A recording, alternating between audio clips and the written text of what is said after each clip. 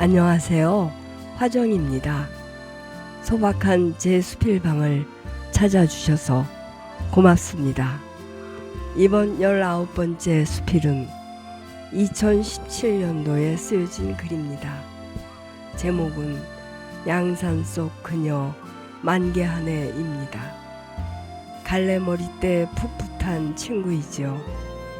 손자 손녀 5명, 자식 부부 6명, 그리고 남편, 그리고 시어머니.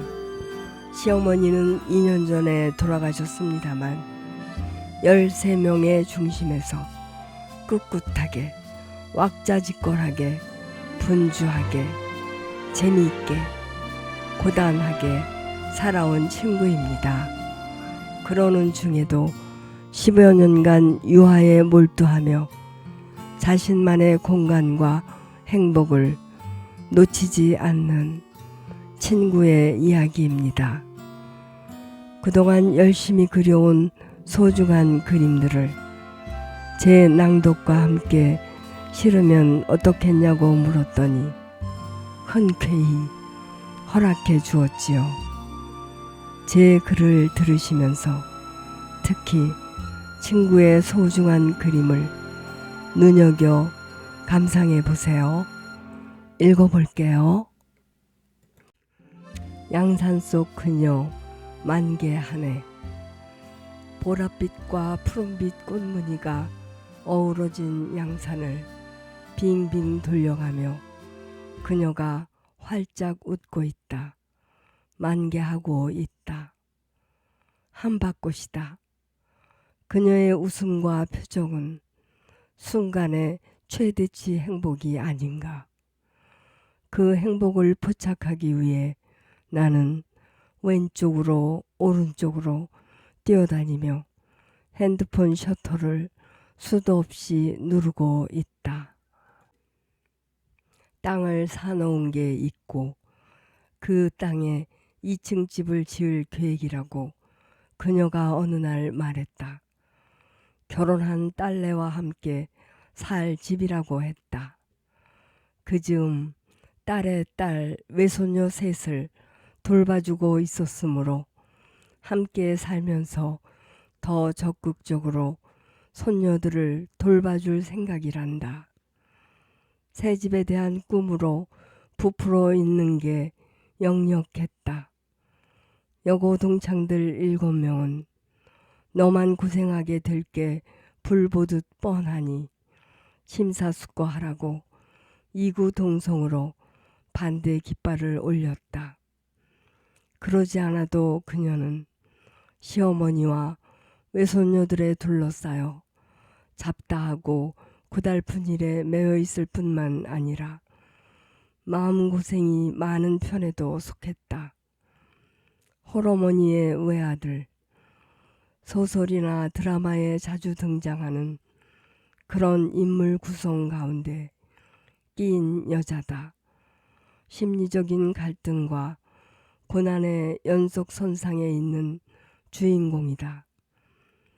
거기다가 딸내와 함께 살게 되면 또 다른 갈등이 생겨나게 될 것이고, 그러면 2배로 고생할 수도 있다는 현실적인 염려에서였다. 그녀의 시어머니는 젊어서 홀로 되신 탓에 아들에 대한 염려와 사랑과 집착이 강했다. 아들은 자식이며 남편이었다. 아들이 출근을 하면 불이 나게 며느리보다 앞서서 배웅을 하신단다. 아들 내 방에 들어가 침대를 정리하기도 하고 며느리보다 먼저 아들 밥상을 차려준단다. 아들의 옆자리를 며느리에게 넘겨주지 않으려는 게 문제였다. 그동안 살아온 방식 그대로 아들을 사랑하셨던 것이다. 그러니만큼 아내의 자리를 박탈당한 기분으로 30회 넘게 살아온 그녀였다. 내 시어머니 역시 딸 넷을 낳고 아들을 낳았으므로 내 남편에 대한 사랑은 하늘에 닿았다. 내가 아들을 장가 보내고도 살았는데 어떤 일을 견디지 못할까? 어머니의 이 말씀 속에는 아들에 대한 무한한 사랑과 집착이 응축되어 있었다.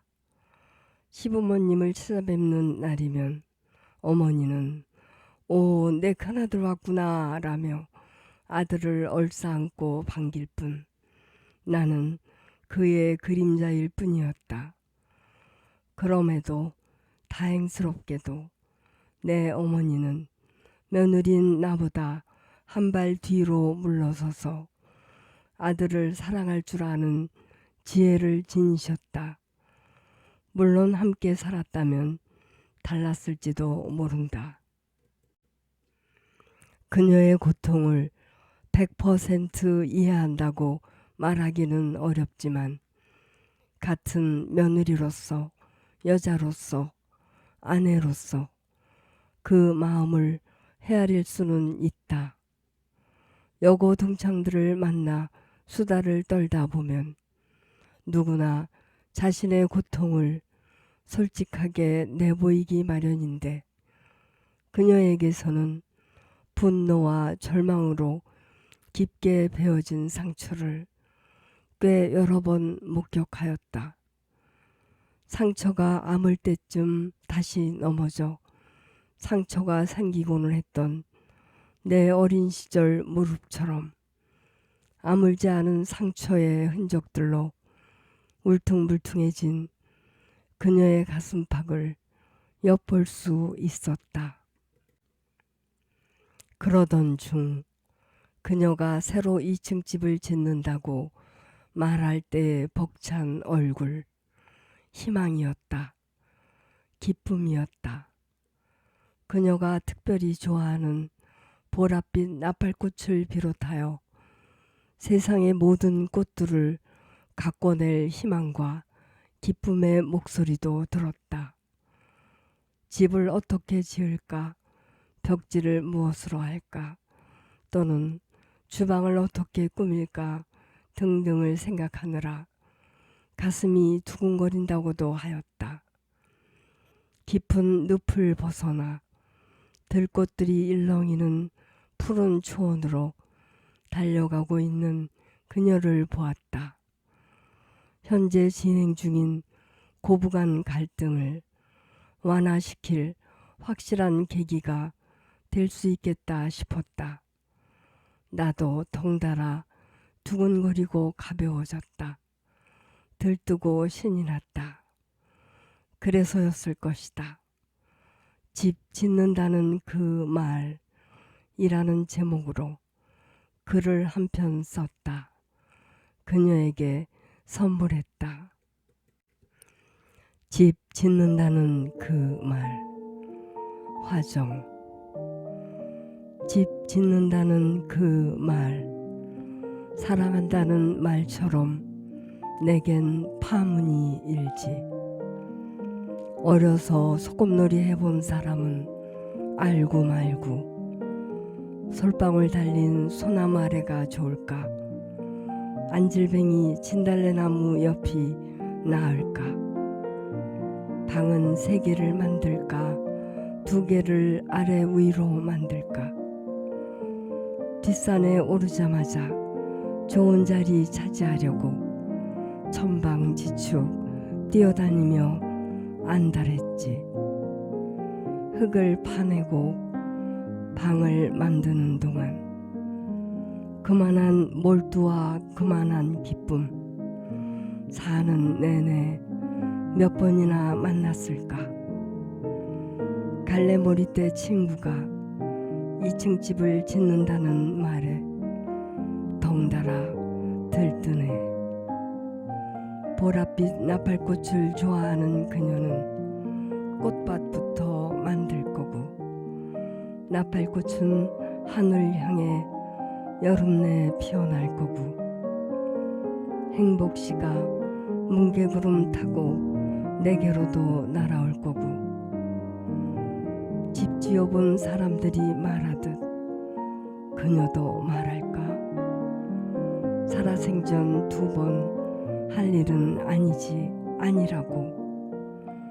집 지어보지 않은 나는 오늘도 꿈꾸네.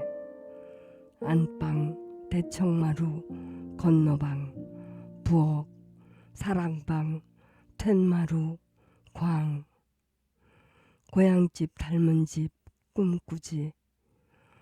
집을 짓는다는 그 말 참 아늑하지. 드디어 2층 집이 완성되었고 그녀의 새 집에 도착했을 때 햇살이 유독 푸짐하게 비춰두는 멋진 2층 집과 뜰을 새색시의 첫 인사인 양 산뜻하게 만났다. 앙증맞은 꽃부터 묵화에나 등장하는 우아하게 굽은 소나무까지 아기자기하면서 운치가 곁들여진 공간이었다. 손바닥만한 뒷뜰도 정갈하고 알뜰하게 채소밭과 꽃밭으로 매만져 놓았다.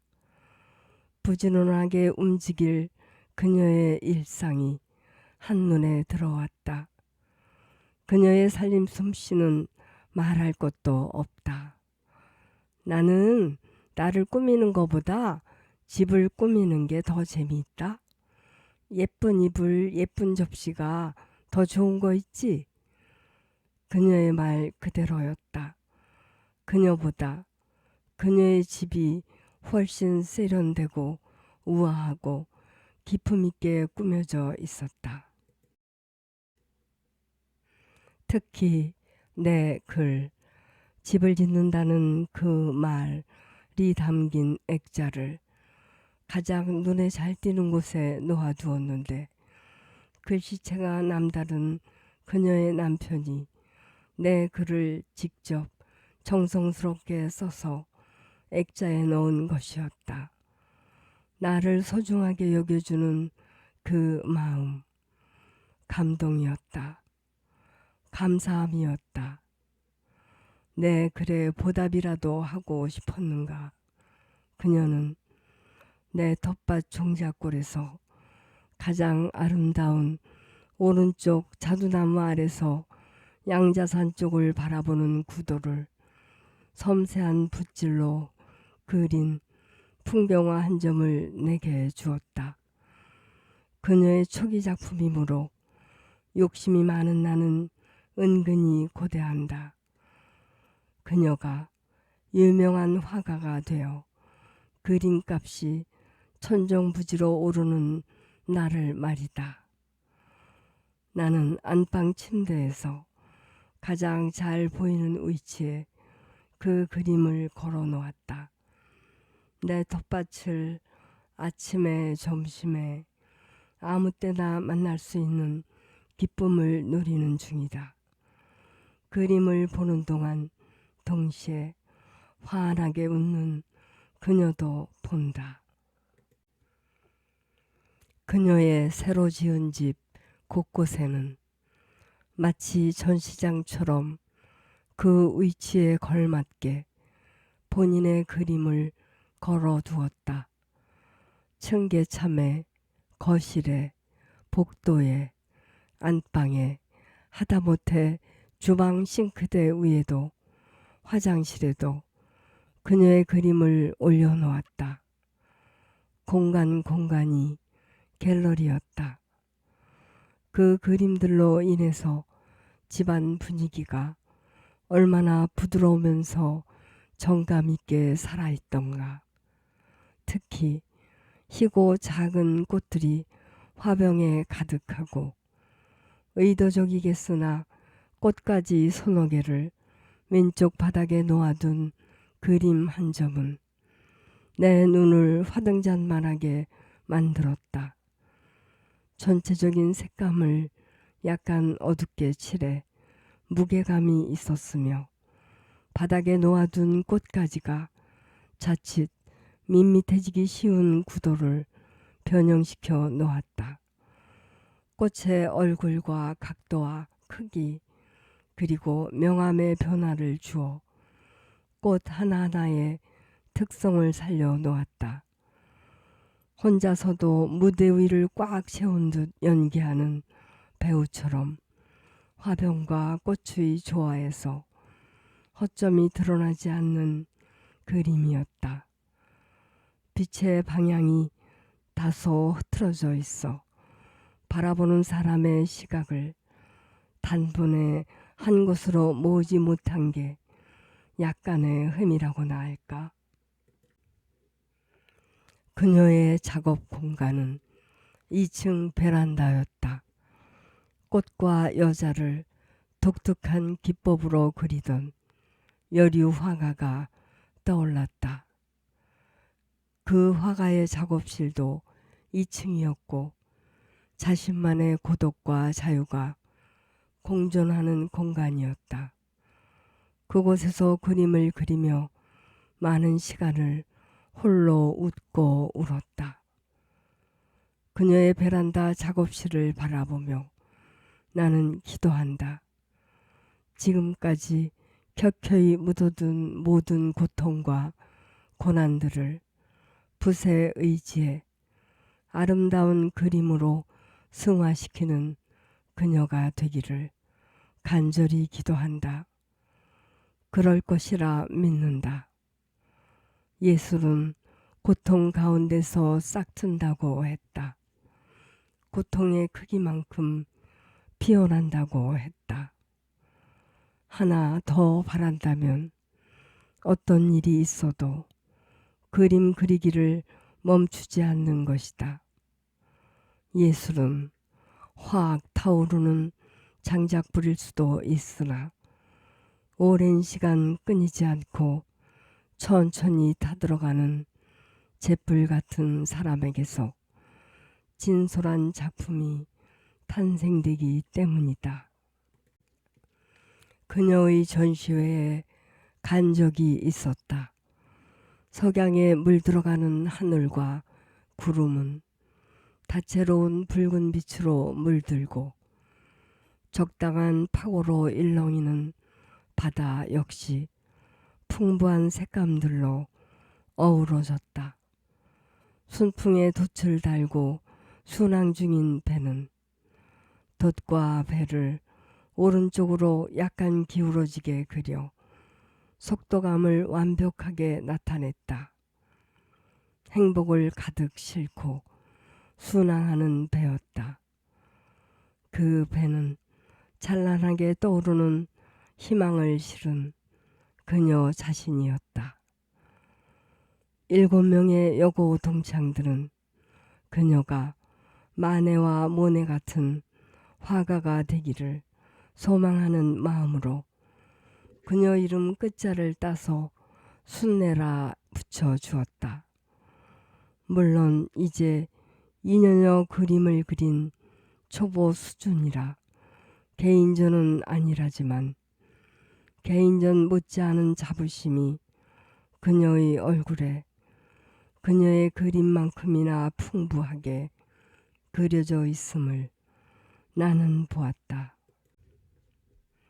자부심이 곁들여진 행복감. 그렇다. 무언가에 열중해 있을 때, 특히 하고 싶은 일을 하고 있을 때, 그 시간은 완전한 행복이다. 무엇하고도 바꿀 수 없는, 비교될 수 없는 행복이다.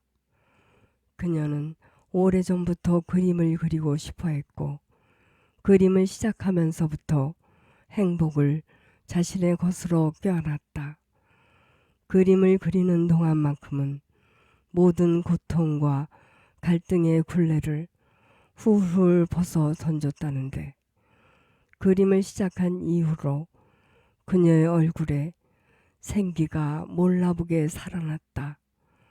우리를 초대한 오늘 역시도 생기와 기쁨으로 다시 젊음으로 돌아간 그녀였다.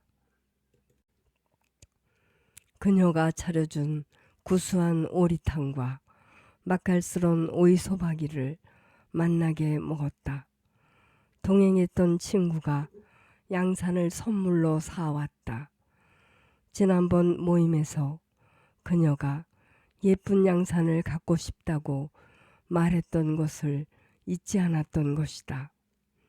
마음이 아름다운 사람 곁에는 마음이 아름다운 친구가 있게 마련. 보랏빛과 푸른빛 꽃으로 가득한 양산이었다. 내가 제일 좋아하는 빛깔이야. 감사함과 기쁨으로 양산을 돌리며 함박꽃처럼 함박 웃던 그녀 웃음소리가 우리가 지하철을 타고 서울로 돌아오는 내내 자꾸만 따라왔다.